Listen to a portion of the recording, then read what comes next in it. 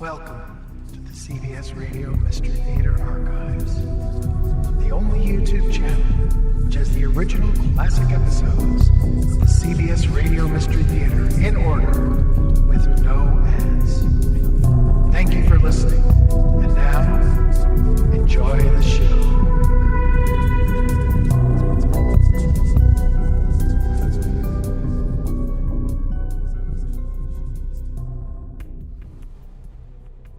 The CBS Radio Mystery Theater presents...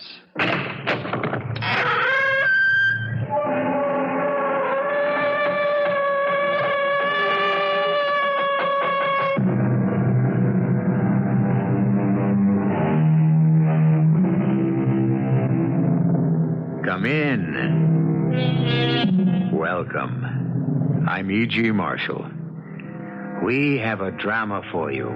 An adaptation of a story written long ago.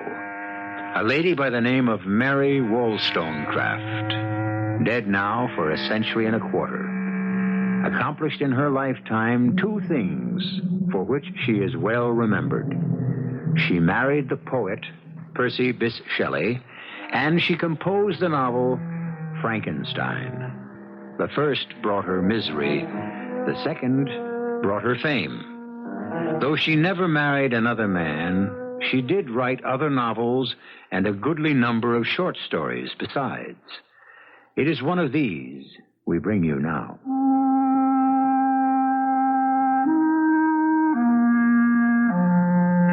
Why tell a tale of impious tempting of providence and soul-subduing humiliation?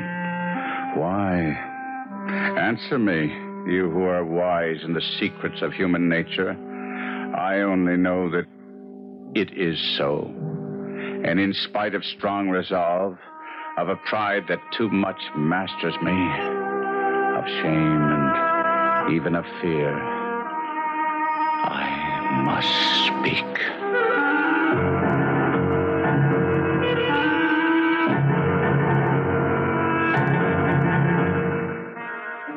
Our mystery drama, The Transformation, was adapted especially for the Mystery Theater by Elspeth Eric and stars Kevin McCarthy. It is sponsored in part by Buick Motor Division and Anheuser-Busch Incorporated, Brewers of Budweiser. I'll be back shortly with Act One.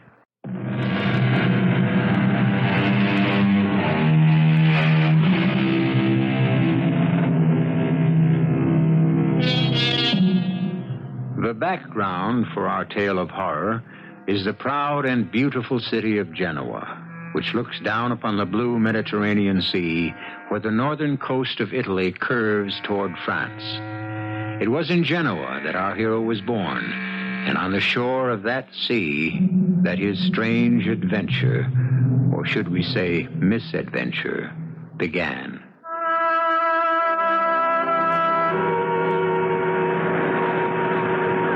I walked the shore. The waves sounded in my ears. The air was gray and dismal, and above the horizon black clouds loomed. The scene reflected my own mood, misery and desperation flooding over me, and a crushing sense of my own helplessness. Memories flitting shadow-like through my tortured mind. Memories of days past when I had lived with my father. I was born with, I freely admit it, a most imperious, haughty, and tameless spirit. The words of our confessor, Father Pellegrini, echoed in my head. Your father seems a tyrant to you, Guido. I know that. But you have no mother, and someone must check the wild impetuosity of your character.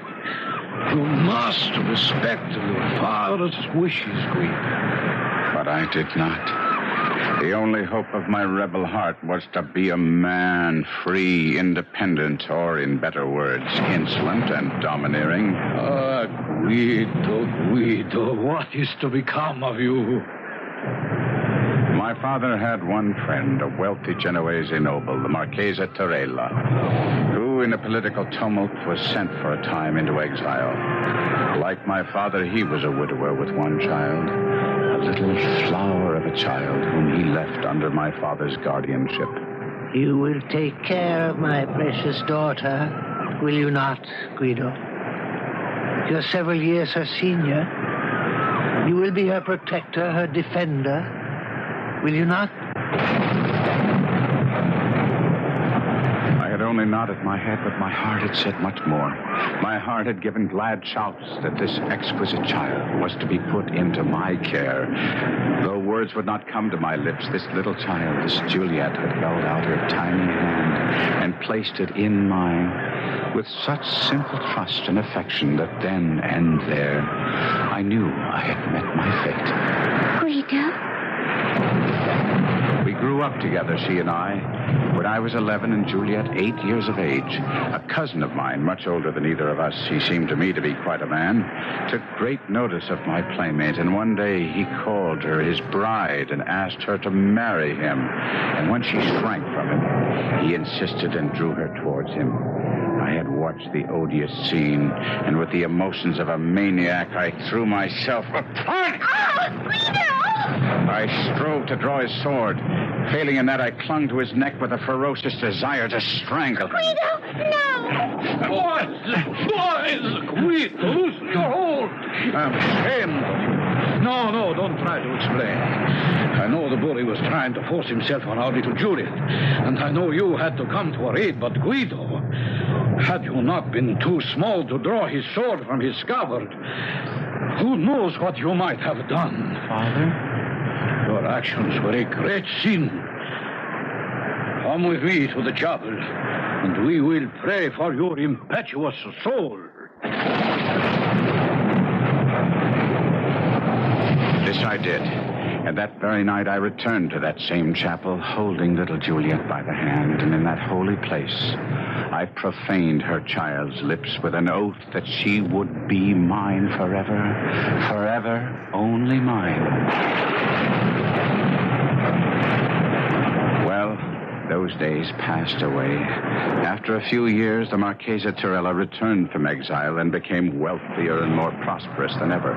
When I was 17 and Juliet a blossoming 14, my father became gravely ill.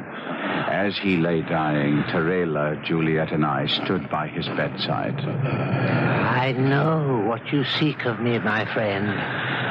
That I will take your son to my heart and into my home. You have my word on that. But there is more, is there not, my friend? Ah, yes. You wish me to bestow upon your well-loved son the hand of my equally beloved daughter. That is your wish, is it not, my dear friend? And so it was done. The beautiful child I had so loved from childhood was promised to me against the day when I should be so situated as to claim her for my wife.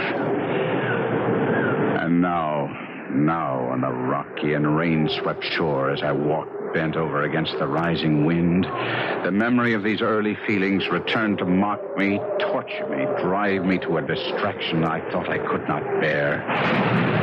My dreams had vanished. Hope had abandoned me. I had been willing to die there on the shore, to let the rain and the cold congeal my blood and freeze my marrow and end at last a life which had become unbearable. Then, all at once, a gigantic flame pierced my eyelids and made me lift my head to look seaward. The spot where I knelt was locked on one side by a rugged promontory. Round this cape suddenly came, driven by the wind, a vessel. In vain the mariners tried to force a path for her to the open sea, but the fierce gale drove her on the rocks. With a frightful shock, the vessel dashed upon her unseen enemy. In a brief space of time, she went to pieces.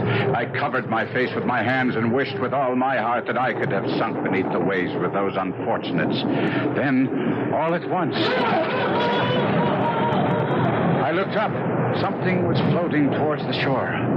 Was that a human form? A human being bestriding a sea chest? A fellow creature saved from a watery grave? Was it human? Surely never had such existed before.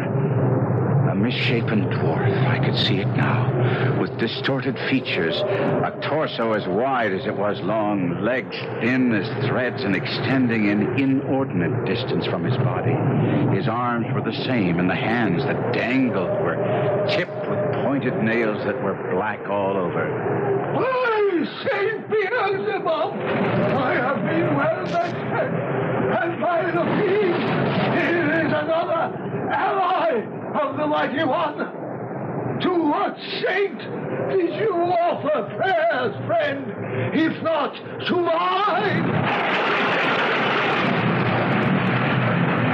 Now I could see his face. God in heaven, his face.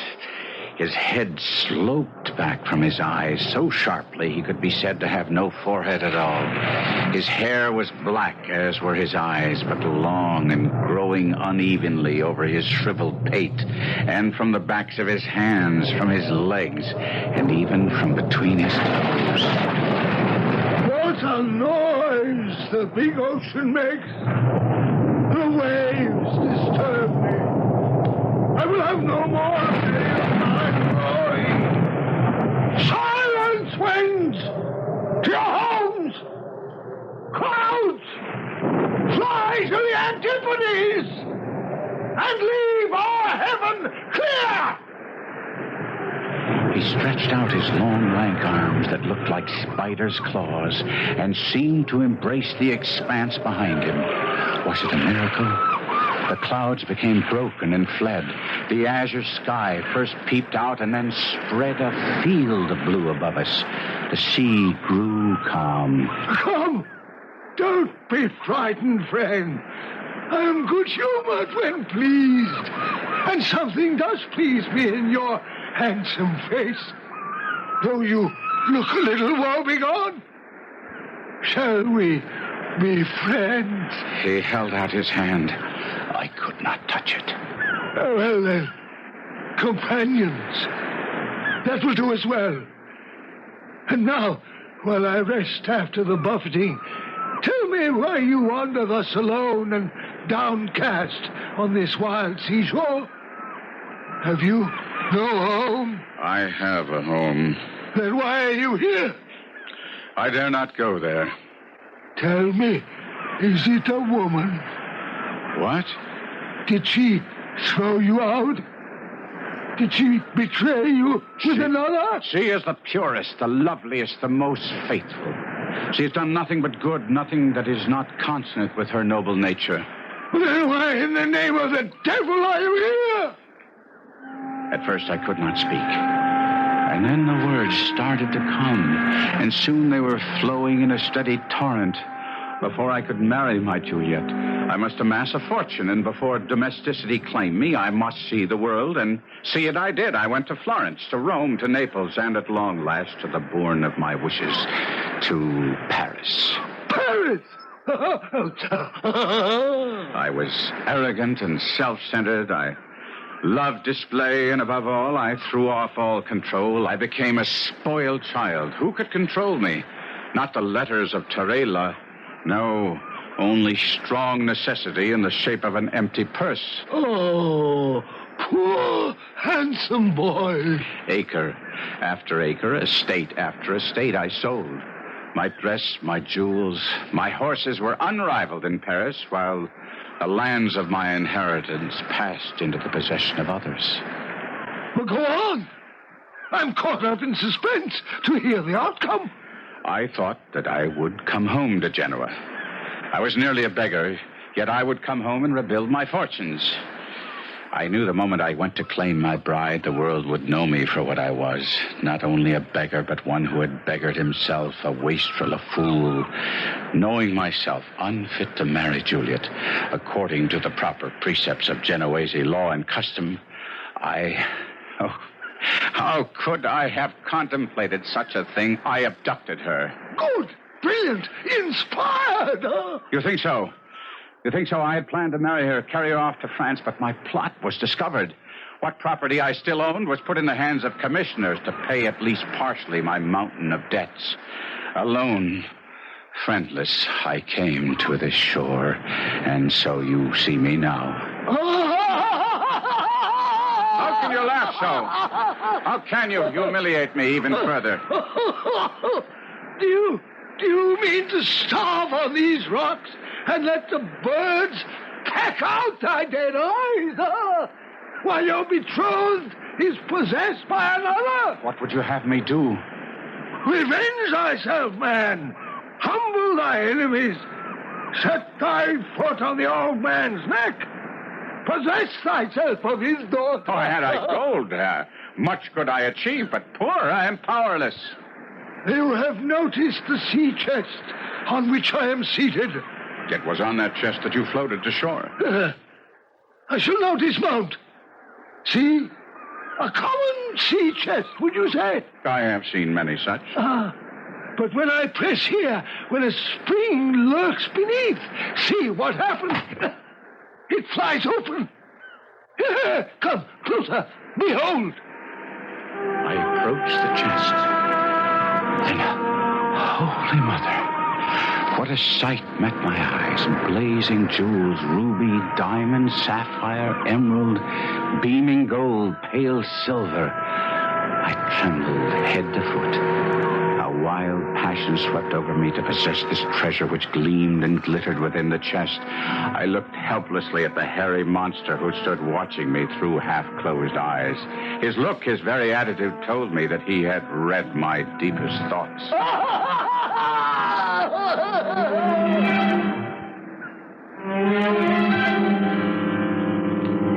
Can it be that from horror comes beauty? Can hope be born of despair? Even as the winds die down, the thunder ceases, the waves subside, and the wind quietens, there comes the suggestion, only the suggestion, mind you, of the sun's revival, the heralding of a clearer day and a fairer sky. We will be back shortly with Act Two.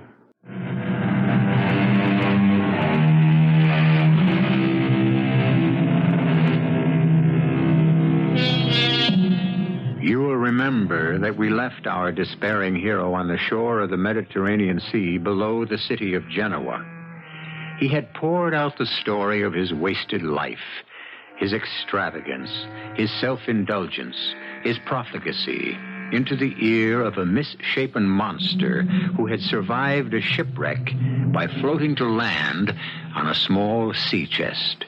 It is this chest which the monster has just opened for our hero's inspection. What a sight. Blazing jewels, beaming gold, pale silver. A mad desire to possess this treasure which gleamed and glittered within the chest was born of a sudden within me. Though I was trembling, yet I controlled my voice as best I could. Doubtless one so powerful as you could do anything at all? Nay, I am not so omnipotent as I seem. Some things I do possess, which you may covet. But I would give them all for a small share of what is yours. As nothing is my sole inheritance, what beside nothing would you have? Your comely face and well-made limbs. You cannot mean what you say. I ask for a loan, not a gift. Lend me your body for 3 days. Oh. You shall have mine to cage your soul the while, and in payment, my sea chest. What say you to the bargain? 3 short days. It may seem to you, listener, incredible that I should lend my ear to this proposition, but in spite of his unnatural ugliness, there was something fascinating in a being whose voice could govern earth, air, and sea, and I did feel the keenest desire to comply. For with that chest, I could command the world. You must realize that if you were to be faithless to our bargain, I would soon die upon these lonely sands. I shall leave you food for survival. But even should I survive, the limbs and body which are still mine would be yours forever. 3 days only. Look here. See the blue of these sapphires. See how the rubies glow, the diamonds flash and sparkle. And there is gold enough here for a kingdom, silver to furnish an army. I know little of black magic, for that is surely what you deal in. But I have heard that there must be a spell, and you must know it, whereby you, should you play me false, would be obliged to render up what you so unlawfully gained. I mean, my face and form. Is such a spell. And what is that? Your blood and my blood must mingle. Here's a dagger. Show me your wrist. Hold it out to me. I have drawn blood. Now, here is my arm. Take the dagger and cut. I hesitated. It was possible that I contemplated driving the dagger into his heart instead of his wrist, then making off with his treasure, leaving him to die upon the shingles, his blood mixing with the sand. Or was it that the sight of that bony wrist, that hand with its elongated fingers and their black nails, seemed too repulsive to touch? Cut! Cut I did. I held the horrid hand and drew the dagger across the skinny wrist until the blood flowed freely. Good. Now our wrists must lock together. Let our bloods become one. And so we did. In horrid fascination, I watched his blood and mine mix and mingle, yet not quite did they become one. For while the blood from my wrist flowed crimson, the blood of the monster flowed black.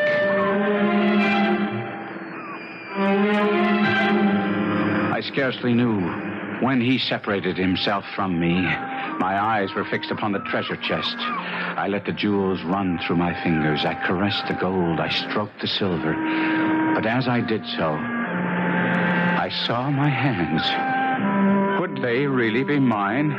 Long, black, emaciated fingers with long, black nails? Yes, they were now mine.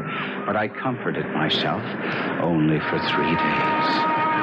I thought to retire to a cave nearby and there wait out the little time before the monster's return. I picked up the chest awkwardly. So unused was I to my new arms.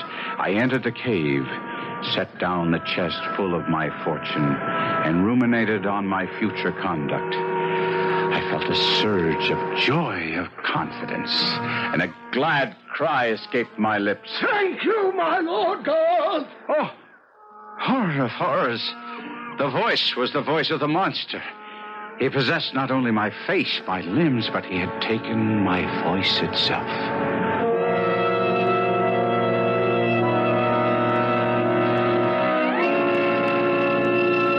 Two suns had set. The third dawned, slowly paced the bright orb up the eastern sky. Long it lingered in the zenith, and still more slowly wandered down the west. It touched the horizon's verge. It was lost. The evening star shone bright. I thought to myself, he will soon be here. And for the second time, I shouted aloud for joy. At last, at long last. But he came not. By the living heavens, he came not. Night dragged out its weary length, and the sun rose again on the most miserable wretch that ever upbraided its light. I dreamed that I was at Juliet's feet, and she smiled and spoke my name. Guido. Oh, Guido! She had seen my transformation. I awoke with the agony of the nightmare upon me. I would on the instant return to Genoa. That was my resolve.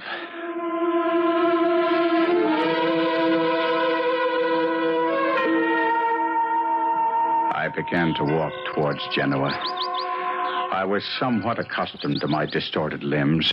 None were ever so ill-adapted for straightforward movement, and it was with infinite difficulty that I proceeded. I tried to avoid the hamlets, for I was unwilling to make a display of my hideousness, but I was not always successful. What is that? Sweet Savior, what is crawling up the path? It's a spider! A spider the size of a man! Maria, get in the house. Quickly! Quickly!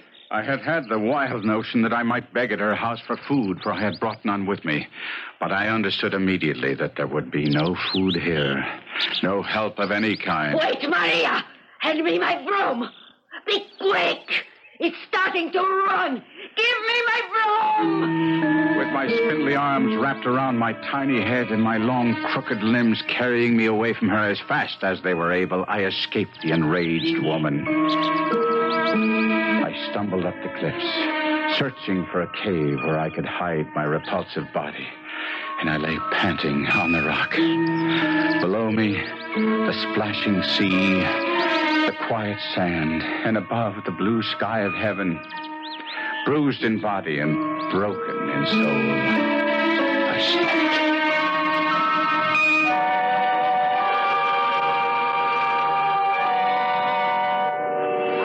I rose next morning with the sun and continued my journey. I walked as best I could, but it was dark before I approached the outskirts of Genoa.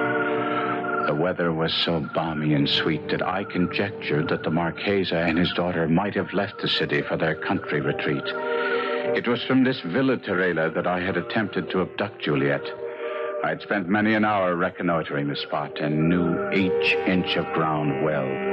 It was beautifully situated and bosomed in trees. As I drew near, it became evident that my conjecture had been incorrect. The Villa Terela was lighted up.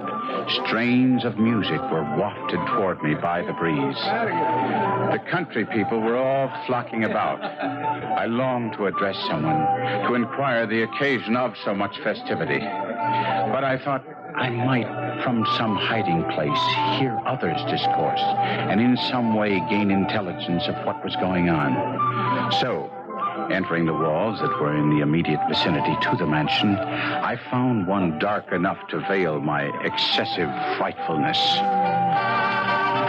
There, amid the shadows, quivering with fright and dread, I heard footsteps. 2 pairs of footsteps approaching along the gravel path. A beautiful night for the gala, Father. A happy omen of tomorrow's ceremony, Marchese. I do believe it will be a blessed union, Father Pellegrini. Do you not? By all the saints, my friend, I sincerely believe it. Guido has changed, Father. He is truly penitent, truly reformed. I feel that. He is the prodigal returned, Marchese. Father Pellegrini, it brought tears to my eyes when he so humbly, yet with such dignity, asked permission to call himself my son. And you pardoned him. Ah, with joy and love in my heart. And fast upon the pardon bestowed on him the gift of my lovely child, my Juliet. You have acted nobly, Marchese, with magnanimity. Wisely, too, I trust, Father. I believe so. My heart died with horror. I had done all this. On the morrow, my once promised bride was to pledge her vows to a fiend from hell, all because of me, oh merciful God. The anguish was too great to bear, and scarce knowing what I intended, I grasped the dagger that the monster had used to sever both our wrists, and I plunged it in my breast.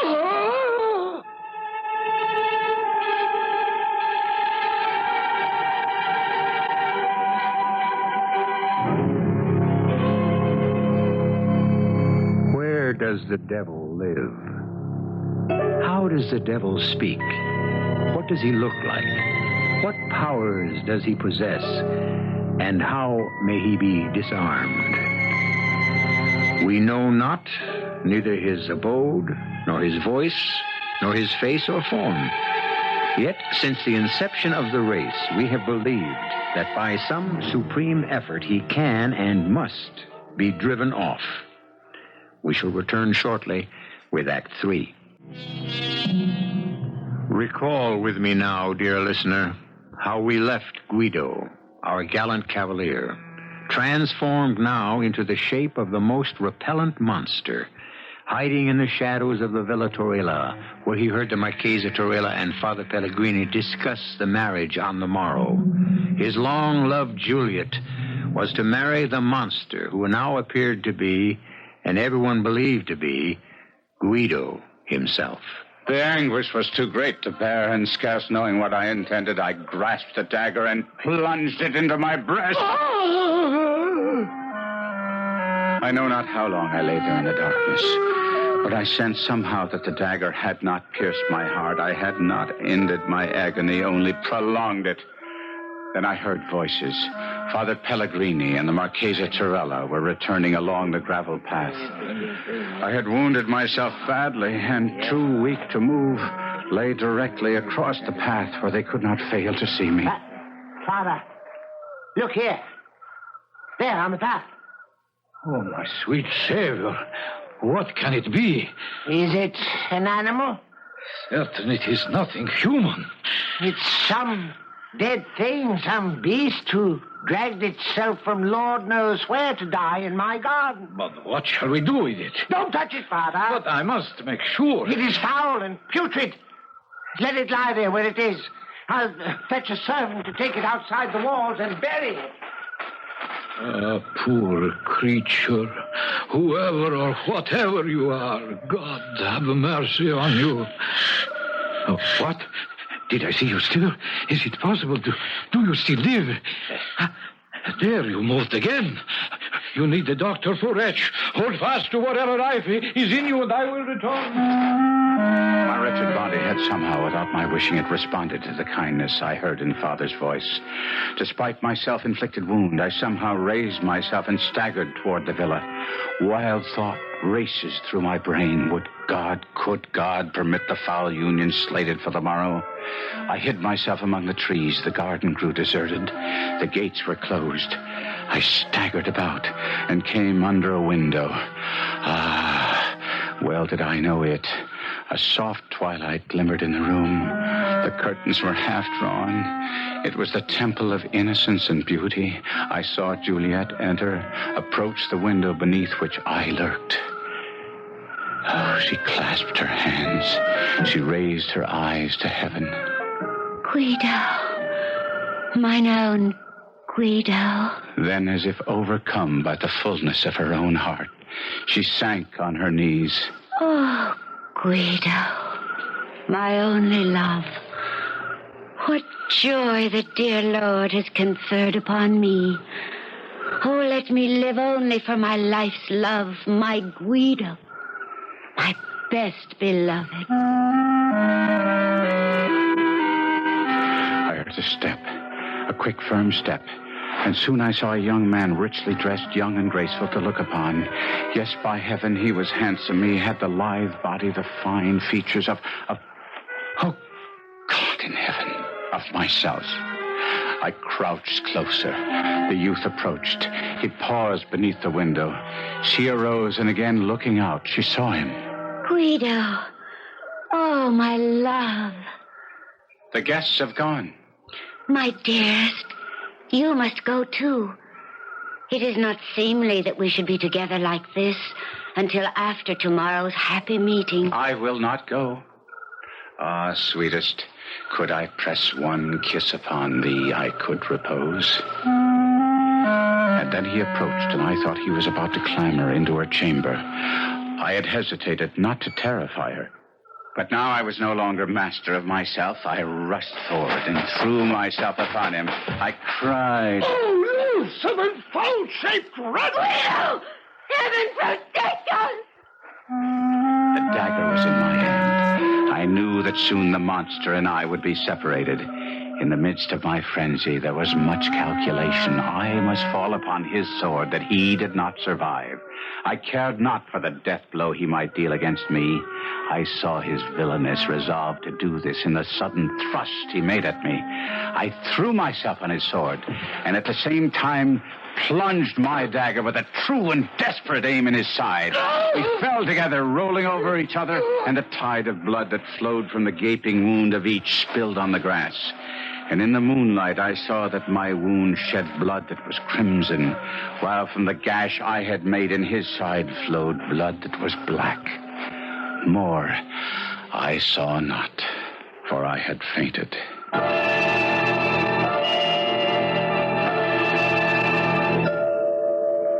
I returned to life, weak almost to death. I found myself stretched upon a bed. Juliet was kneeling beside it. My Guido. Oh, thank heaven you live. Juliet.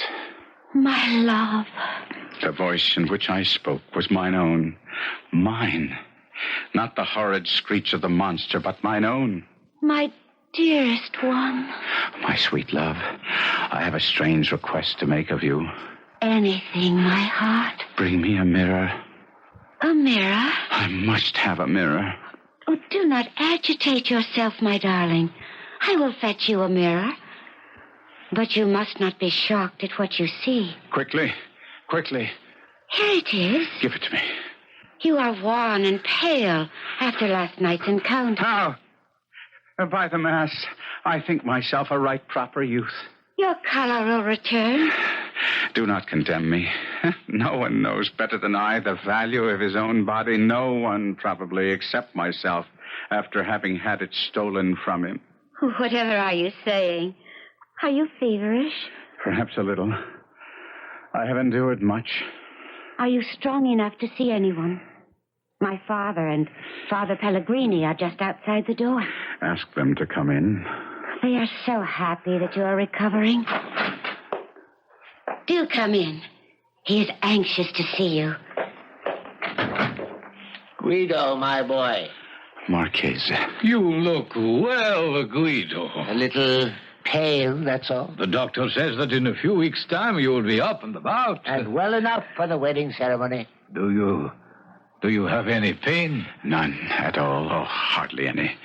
And what small pain I may feel, all is washed away by the happiness in my heart. The monstrous creature you killed last night. He is dead. We believe you mortally wounded. You believe? You do not know? There was nothing but a pool of blood. What color was the blood? What color? Why, scarlet red, like any blood. Why do you ask? No reason. There's no reason that I can give you on the instant. And then we heard Juliet calling for her father, and we hurried to a room. And outside her window, we found you. 2 deep wounds in your breast, but, praise God, still breathing. I told them how this black monster had sprung out of the darkness with a dagger in his hand. How you had drawn your sword. Wait, all of you. Where is this black monster now? Is he still beneath the window, or has he been carted away? We never found him. Never saw him again. Doubtless he crawled away to die outside the gates. None of the villagers ever caught sight of him. None. We have inquired of all who were there. Oh, Guido, my dearest, why trouble yourself? I wish to know that he is dead. But why, my darling? One day, when I am stronger, I shall tell you, and you too, Marchesa, and you, Father, all I know of the monster.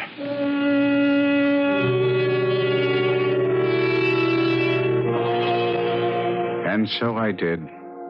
Incoherent as it may have sounded, some weeks later, I talked first to Juliet of the monster and his crimes. But you are raving, Guido. You are still suffering from your wounds, your encounter with the beast. You nearly married him. Hush, hush, my darling. Speak no more of that dreadful encounter. It has left you fevered and distressed. But do not fear, my heart. I shall tend you and nurse you back to health. And once we are wed, you will forget the black monster forever.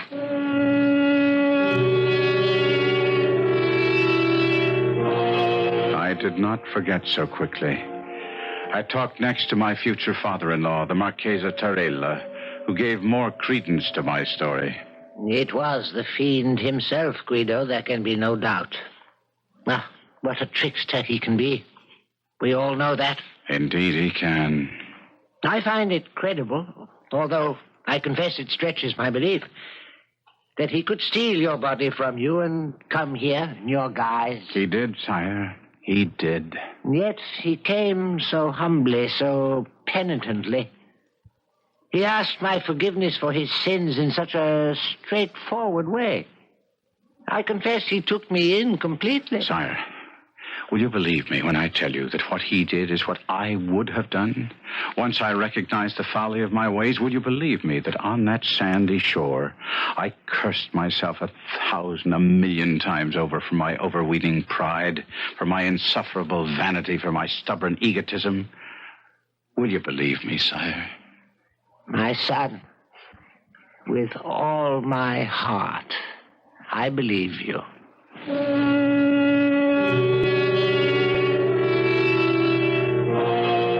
When I told Father Pellegrini the story entire, his idea differed from either Torella's or Juliet's, and it is his interpretation of the strange events that I most favored and favor to this very day.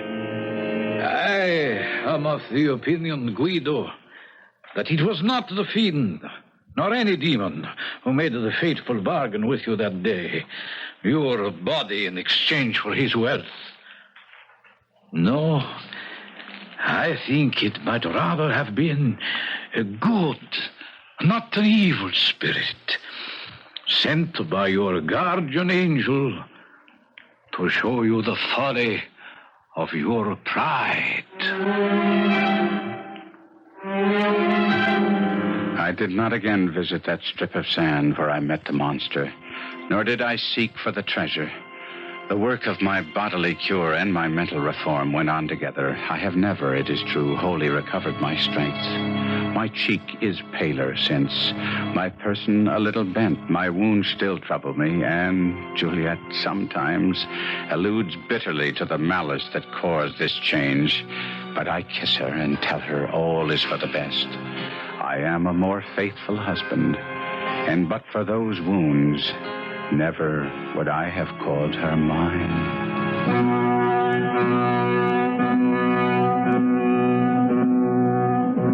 Which interpretation of Guido's story do you favor? Juliet's, the Marchesa Torella's, or Father Pellegrini's? Was it all the product of a fevered brain, or was the monster in truth a demon from the netherworld bent on destruction? Or was he sent by Guido's guardian angel, a kindly spirit in hideous disguise, to restore to the young man his sanity and good judgment? We leave it to you. I'll be back shortly.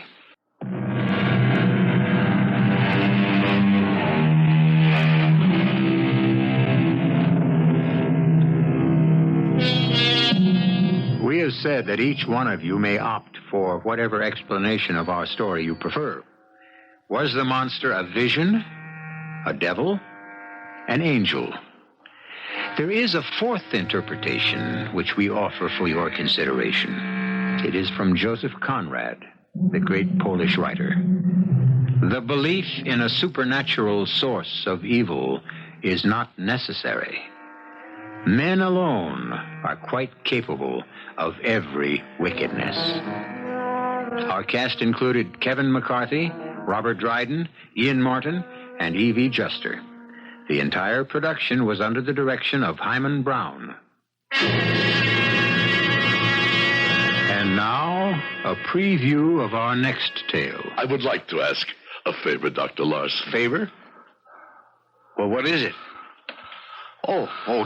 Don't you feel well? You look sick. Why? Your eyes look... One favor, please. What? Would you permit me to make a plaster cast of you? I mean, the lady is so lonesome. Me?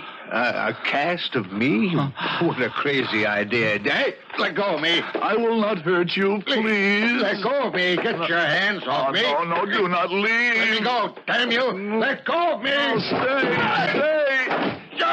You're hurting me. My neck. I do not mean to push you down. Please, I'll help you up. Do not die, Dr. Larson. No. Radio Mystery Theater was sponsored in part by Uncle Ben's Long Grain and Wild Rice. This is E.G. Marshall inviting you to return to our Mystery Theater for another adventure in the macabre.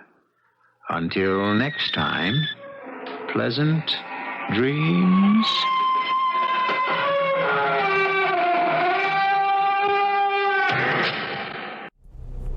I hope you enjoyed this episode of CBS Radio Mystery Theater. If you've enjoyed this and want to hear more, please subscribe to this channel. You can also visit my other YouTube channel by searching Mr. Brian McCarthy